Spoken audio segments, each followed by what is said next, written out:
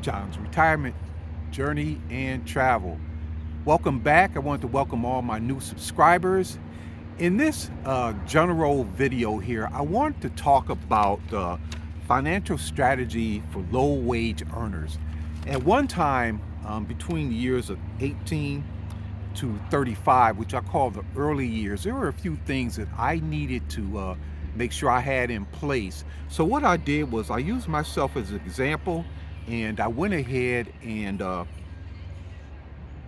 brought up some topics that I can go over that you may find interesting. Um, and this is all from me growing up in Detroit. Um, Primarily while staying at the family house, my first priority was to secure dependable transportation, number one. Unless you live in New York, um, a car will allow you to reach more job opportunities. In Detroit in 1978, they had the highest amount of factory workers. But when folks went on, got furloughed or layoffs for the changeover, a lot of the jobs never did reappear, and a lot of the plants and the suppliers they just flat out left Detroit, and that was in 1978. And if you were the type of person who didn't have a car, couldn't keep a car, and you weren't asked to come with them to the new plants and everything where you needed transportation, you were just going to be out of luck. And I know for myself, when I was working at a computer store, I got that job in 1987, and I used to have to catch the bus there. There was 1 or 2 days that I needed to use the car, but otherwise, I had to catch the bus. And I can get up there, but I found it hard to get back. And when I moved to the other store on the other side of town, it was the same way, you know. And what that cost me by not having a car, all that extra travel time, and the fact that I had to get up so early to make my shift at 8 a.m., it cost me up to an hour, maybe an hour and a half of sleep.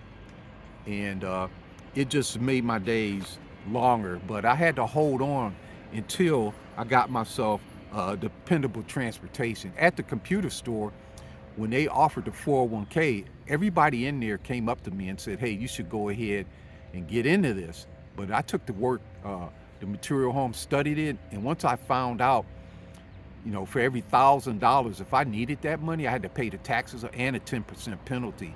So I did not invest.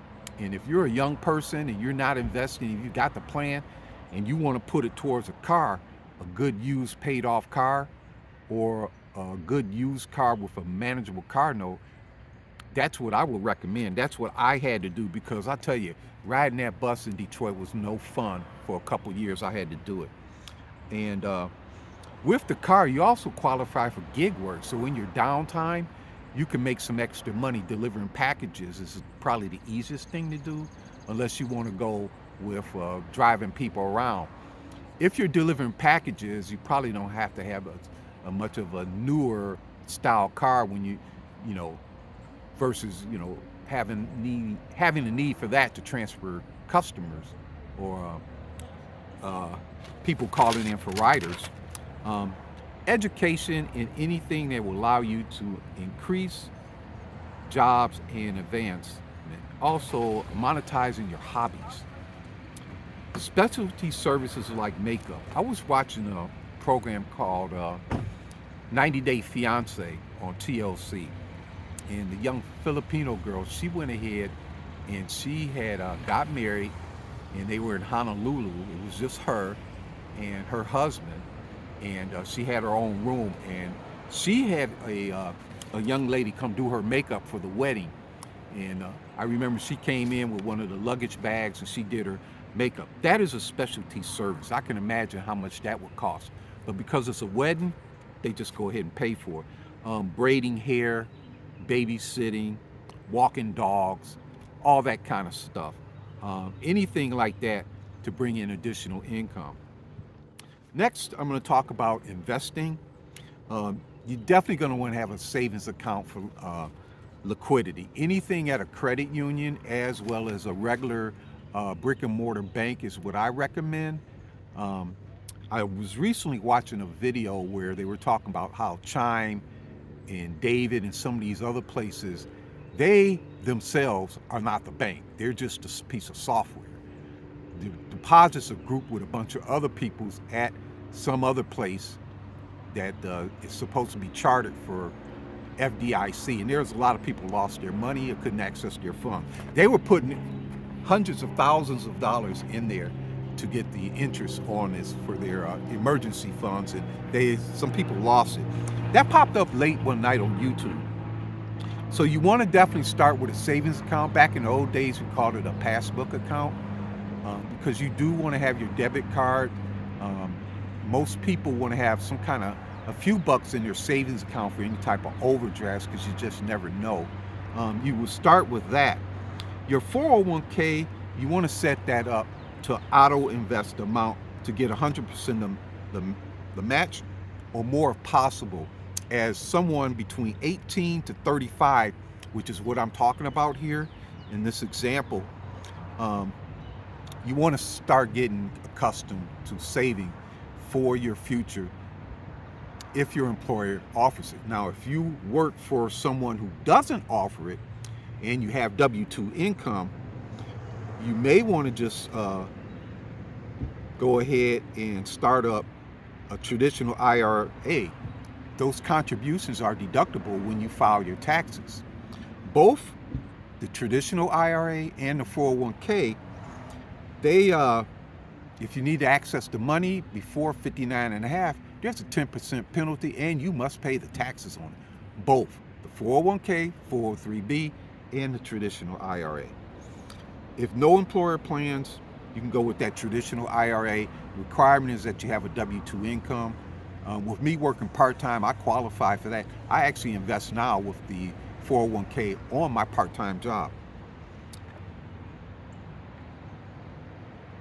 And if possible, you want to always open up a Roth account and get the first 5 years going. Now, this is going to be the best for a lot of young people. And here's the reason why. The contributions to your Roth, you can always withdraw them out, no matter what age you are. The growth, the dividends, and the capital gains that are reinvested are not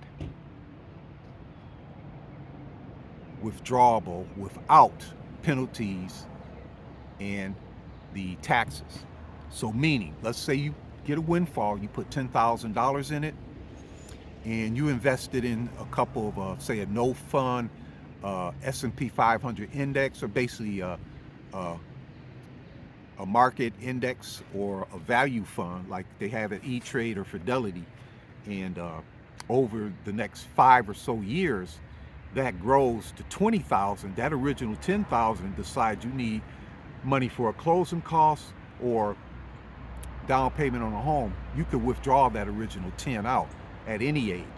However, you must have 5 years, and you also need to be 59 and a half to not have to be bothered with the taxes or any penalties like I am. This year, I have withdrawn about $8,000 out of my Roth, and it was surging. The other thing that you want to take a look at is your health and dental. Get in the habit of your regular checkups as you start to work, especially with the dental part. You skip a couple of those dental, where they do, the dental hygienist does all the cleaning. What'll happen is over a few years, when you finally get your dentist again, you're gonna go in and all that buildup under your gums, that plaque, they're gonna require a deep cleaning. And man, it is excruciating where they're grinding under your gums, trying to break away all that plaque. It's not easy, and it is not covered by insurance. You're gonna have to shove out some money for the deep cleaning. The regular hygienist checkup, they'll cover that under preventive, but you wanna keep getting that. And if you have ailments to run in your family, you wanna stay on top of your health care, even if you're healthy, because a yearly checkup is going to be covered in most cases. Some of the tests, you may have to pay a copay on it or something along that. And last, I got secure and protect your housing. Low-cost housing is key to your long-term investing.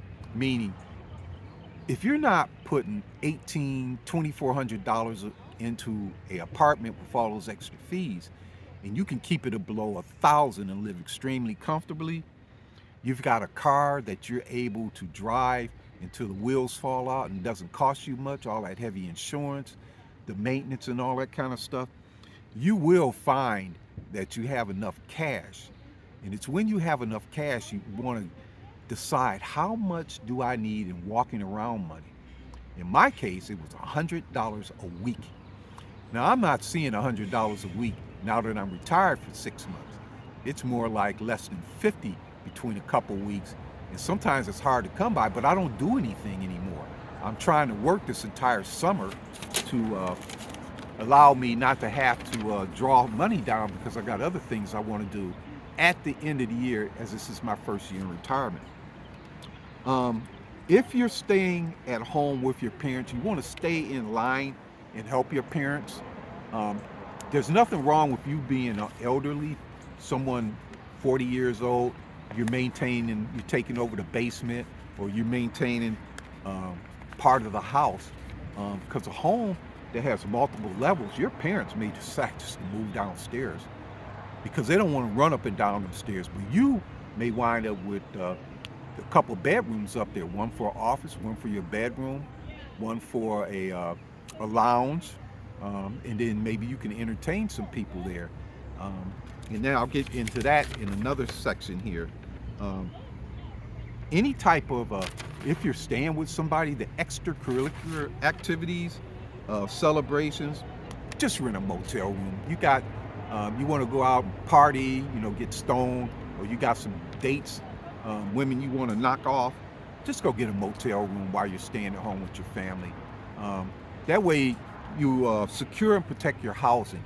And eventually you stay there long enough, become a caregiver, they just may leave the house for you.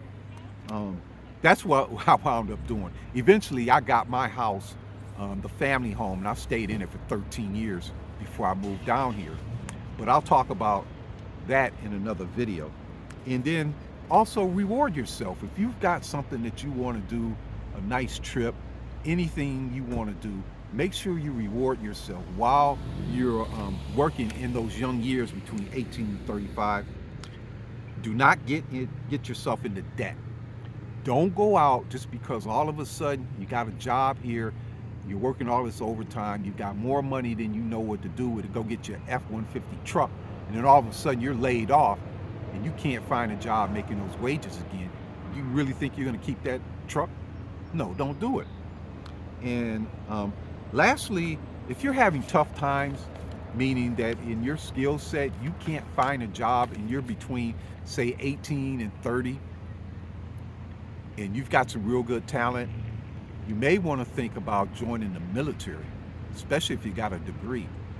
You knock off 20 years in the military, get yourself up to like an E9, like Mike over at the retirement train, you're going to get a really nice pension. If you stick it out to 25, it'll be even higher. And then with you being a military veteran, your health care is covered. You don't have to worry about that. But these are some of the tips that I thought I would come on and present as options for those between 18 and 25, the low wage earners. My 35 years is $44,029, and I'm retired early. And I will continue on with this series between the 35 to 50, and we'll come out with that next week, and I'll tell you how I fared then and what was important to me, okay? My name is John, and you are with me at my retirement journey and travel, and I'm also the host of the Retiring Club. Thanks for listening and watching. Go ahead and subscribe if you like this content, and be sure to like the video. Thank you so much.